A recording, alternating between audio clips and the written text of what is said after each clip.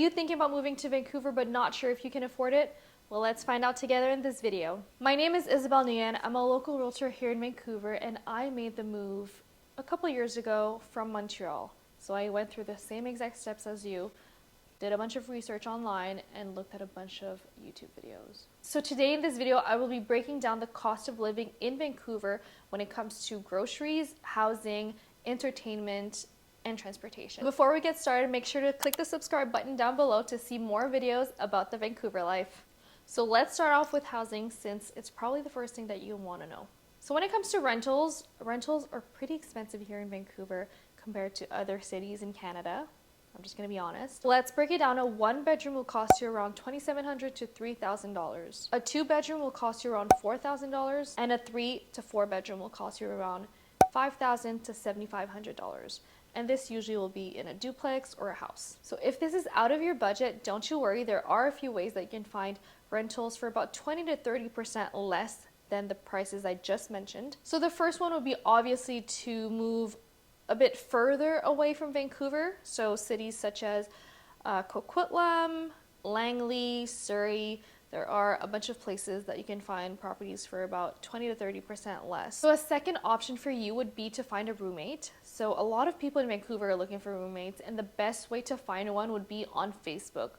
And there are so many Facebook groups for rentals in Vancouver and in different cities in BC.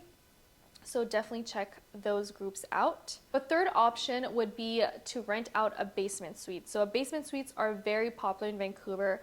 Basically, people who have detached homes will have a basement and they turn into a suite with its own entrance. When it comes to basement suites, I would personally not rent basement suites just because I was on the verge of renting one before I moved here. So I was in contact with this lady, super nice. She had a basement suite. It was listed at the time for, I believe it was $1,700.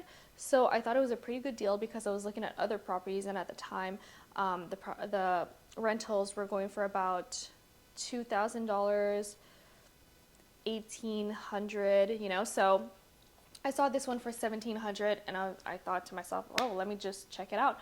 So this lady had her basement to rent, and I was about to sign my agreement. And then before I signed the agreement, she went into, giving me a list of rules that she had, which was I was not allowed to have any guests. I could not have any people sleeping over. And she just had a whole list of rules for me, and I decided not to go with it because I'm not moving to Vancouver to move into my mom's basement. So that's something to look out for. You will obviously be living right under your landlord. So it just kind of depends if you have a landlord who's more strict or not. And then the second thing also for basement suite is that there is not as much lighting as a condo. So that's just two things to look out for. Let's talk about home ownership. So if instead of renting, you'd like to purchase a property, well, let's look at how much a home will cost you in today's market. So just to give you a rough idea, a one bedroom in Vancouver is selling for about $602,000. And with a 20% down payment for that property, it would cost you about $4,000 per month for a mortgage payment. For a two bedroom condo, it will cost you around $793,000 on average. And with a 20% down payment, this will be around $5,300 per month that you'll be paying on your mortgage. So I know that a lot of people are saying that homes are unaffordable in Vancouver, which might be true sometimes, but there are definitely some properties under $700,000. So I'm going to put a link down below of all the listings currently on the market for under $700,000. If you are looking to purchase a property in Vancouver, then definitely give me a call, or you can leave a comment down below and I would be happy to help you. I personally would recommend you to move to Vancouver and rent an apartment first and just see if you actually like the city and if you actually want to live here permanently. And also, once you live here, you'll get to have a better idea of the different neighborhoods in Vancouver. So every neighborhood has its own vibe. So for example, Kitsilano is very much of like a beach town. Then you have Commercial Drive, which is a little bit more how would I say it, like a little bit more like hipster vibes.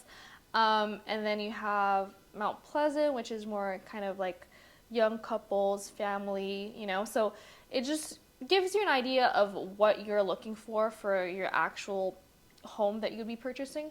So that's just my 2 cents. Let's move on to transportation. So I personally shipped my car from Montreal to Vancouver just because at that time I had just purchased my car 1 year prior to moving. So yes, I shipped my car.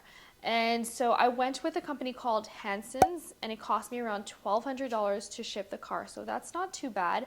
But when it comes to gas, gas at the moment is around 1.74, and I have seen it at $2 throughout the year. So gas is quite expensive here. So on top of that, you have to think about your car insurance. So car insurance is quite expensive here if I compare it to Montreal. So in Vancouver, it costs on average $150 to $250 for car insurance, depending obviously on the car that you have and all that. But for me personally, I am paying $225 per month. So if you're not as bougie as me and you're, you know, using public transit like everybody else, public transit here is very, very convenient. There's tons of buses, and we use the SkyTrain here. So SkyTrain is basically your metro, your subway, and it's separated in 3 zones. So if you're just traveling in between Vancouver, that would be considered as one zone. So when it comes to monthly pass, a 1-zone pass would cost you $104 per month. A 2-zone pass will cost you $140 per month, and a 3-zone pass will cost you $189 per month. I'll put a link down below for all the information on pricings and fare zones. So another option that you have is to use the Evo car share. So this is basically perfect for people who don't want to invest in buying a car and having to, you know, pay for maintenance and, you know, tire changes and all that. So basically you can rent a car per hour, per minute, per day, and it's super easy. There's an app for this, and on the app you just, you know, find a car that's near you, you book it, and then you go get it. And yeah, it's super simple. A lot of people use it here in Vancouver, so that's another option for you. And your last option would be to bike around the city. So a lot of people bike throughout the year, which I personally would not be biking in the rain, but I've definitely seen it. There's a lot of bike lanes, especially in the summer. People usually bike around, even like e-scooter, which I've tried, and I almost died on the e-scooter, so I would not recommend it. Now, when it comes to groceries, I think that groceries really depend on yourself. Like, it just depends on your lifestyle, how many people you're feeding, what kind of food you're eating. But they say that on average it costs about $400 to $600 per month.